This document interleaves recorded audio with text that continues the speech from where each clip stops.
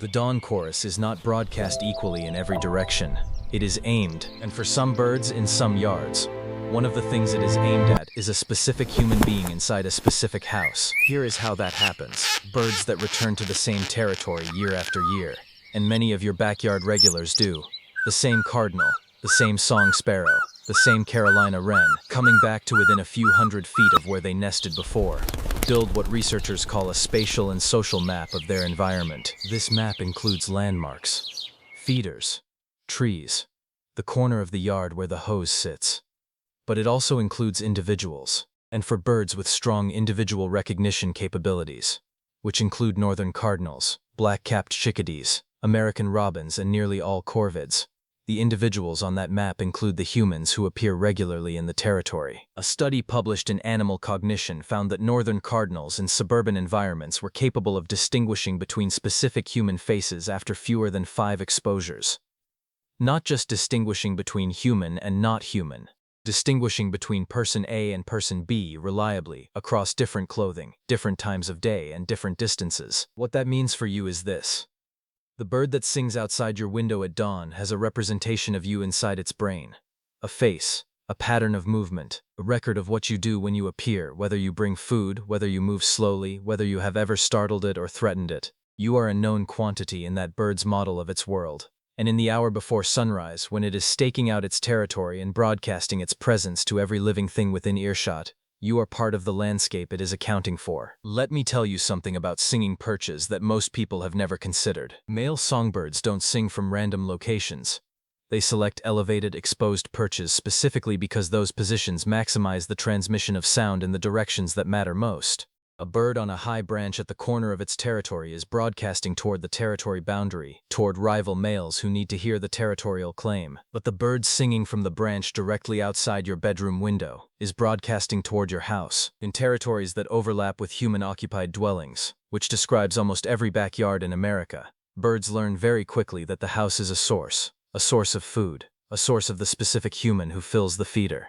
A source of a known and categorized individual who is part of the daily pattern of the territory. Researchers studying song sparrows in residential areas documented something that initially seemed like an anomaly. Individual males, when beginning their dawn singing, would consistently orient their first song toward the residence of the person who regularly maintained their feeding station, even before that person appeared. They were not singing to the door. They were not singing to the window by accident. They had learned that a signal in that direction had a consistent and reliable result. The person would eventually appear, and food would follow. This is anticipatory behavior directed at a specific human.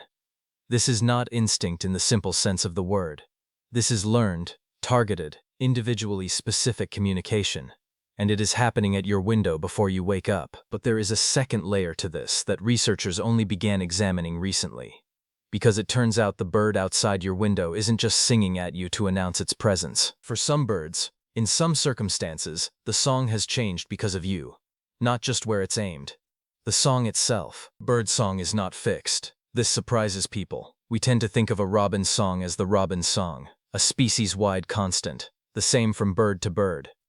It is not. Individual male songbirds develop their own vocal repertoires, partly inherited, partly learned from neighboring males during a critical developmental window, and then refined and modified throughout their lives in response to social and environmental feedback. And one of the things birds respond to, in ways that alter their singing behavior, is human presence. A study from the journal PLOS One found that urban birds living in close proximity to humans, modify multiple parameters of their songs compared to their rural counterparts. They sing at different frequencies. They time their songs differently. They adjust the complexity and patterning of their vocalizations in response to the acoustic environment created by humans. But the more remarkable finding came from longer-term studies of individual birds in stable territories. Birds that had extended positive associations with specific humans, meaning safe, food-providing, non-threatening humans, showed measurably different singing behavior in the presence of those individuals compared to strangers, softer, longer, more elaborate. The song directed at a trusted person is not the same song directed at a rival, or broadcast into empty air. Something in the bird's social behavior is calibrating its most fundamental form of expression based on who is listening. Pause on that for a moment. A bird has been listening to you, watching you, building a record of who you are, and then it takes its most essential form of communication, the song it produces at the precise moment each day that carries the most biological weight, and it shapes that song, partly, around the fact that you are there. Here is something I want you to try tomorrow morning, before you do anything else. Before you make coffee, before you check your phone, before you open any app. Sit near the window that faces your yard, or stand at the back door, or go outside if the weather allows it, and stand still. And listen. Listen not just for whether birds are singing, but for where the song is coming from. Is there a bird on a branch that faces the house? Is the song louder and clearer in the direction of your usual spot? The spot where you stand when you fill the feeder, or where you sit when you have coffee outside? And then notice this. Does the singing change when you appear? Not necessarily stop, but change. Does a bird that was singing in one direction shift its position toward you? Does the song continue after you appear, where the presence of a stranger might silence it? That continuation is not incidental. That is a bird that has classified you as part of the morning. Not a threat, not a stranger. A constant. A known individual who belongs in this territory at this hour. You have been written into the bird's understanding of how its world works, and every morning when it sings it is accounting for the fact that you are inside that house, in that window, part of the landscape that it has mapped, remembered, and returned to. What I haven't told you yet is what happens when the bird outside your window is singing and you don't appear. Because some of you have had a morning, maybe more than one morning, when the singing outside your window felt different. Persistent in a way that was hard to explain, closer than usual, and you weren't sure what to make of it. That experience has a name now, and what researchers have found about it is something I think a lot of you will not be expecting. In long-term field studies of individual birds in stable territories, researchers have documented what they describe as contact-seeking vocalizations, singing behavior that increases in proximity to a human residence and in persistence when the expected human does not appear on schedule. This was first formally noted in corvid research, crows and jays who had developed strong associative relationships with specific caregivers. But the pattern has since been observed in smaller songbirds as well, particularly those with established feeding station relationships. When the expected person does not appear at the expected time, the bird does not simply wait silently. In some documented cases, it moves closer to the residence. It sings from lower, more exposed positions that would be unusual during normal territorial singing because of the increased predator risk. It repeats calls that are associated specifically with the human rather than with territorial rivals or mates. Researchers are careful with the language here. They do not use the word looking for. They use phrases like reinforcement-seeking behavior and conditioned contact vocalization. The scientific vocabulary is appropriately cautious, but what it describes is a bird that has noticed your absence. A bird whose morning routine includes an expectation of you. A bird that when you are not there does something about it. I will let you decide what word to use for that. There is one more thing I want to say before I go, and it is the thing I've been building toward since the beginning of this video. Some of you are watching this because a bird has been singing outside your window, and the timing of it has felt like something more than coincidence. Maybe it started after someone left. Maybe it happens on mornings when you're struggling.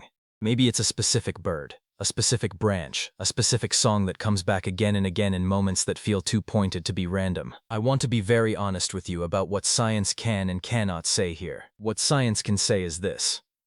The bird outside your window knows you are there. It has learned your schedule, recognized your face, mapped your presence into its understanding of its world, and in some documented cases, noticed when you are gone. The capacity for awareness, recognition, and intentional communication that birds possess is far greater than most people have ever been told. What science cannot say, and I want to be precise here, is that it has ruled out the possibility that there are forces shaping animal behavior that our instruments haven't yet learned to detect. That is not a fringe position. That is simply the honest boundary of what the data currently shows. What I can tell you, from this community, from the thousands of messages and comments that find their way to me, is that the experience of feeling singled out by a bird, of hearing a song at a window and feeling with certainty that it is meant for you, is not unusual. It is not naive. It is reported by people from every background, every belief system, every degree of skepticism. The bird outside your window is singing at dawn. It has been aimed at your house, possibly at your window, possibly at you, since before the sun came up. Whatever you believe about why, that answer is yours. What I know is this. You were right to listen. Before you go, I want to ask you something, and I genuinely want you to answer in the comments below. Has a bird ever sung outside your window at a time that felt like more than coincidence? A morning when you needed to hear something, and the song was there before you even knew you needed it. Tell me what bird it was. Tell me what was happening in your life at the time. This community has shared some of the most extraordinary stories I have ever read, and every single one of them matters. If this video found you at the right moment, share it with someone who needs to hear it, because sometimes the right words arrive exactly when they're supposed to. Thank you for being here at Backyard Bird Mind. I'll see you in the next one.